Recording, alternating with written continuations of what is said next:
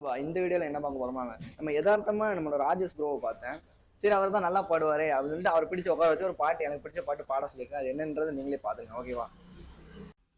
Action. அன்று காதல் பண்ணியது உந்தன் கண்ணம் கிள்ளியது, அடி இப்போது நிறமாறாமல் இந்த நெஞ்சல் நிற்கிறது. அங்கு பட்டு சேலைகளும் நகை நட்டு பாத்திரமும், உன்னை கேட்டேனே சண்டை போட்டேனே அது கண்ணில் நிற்கிறது.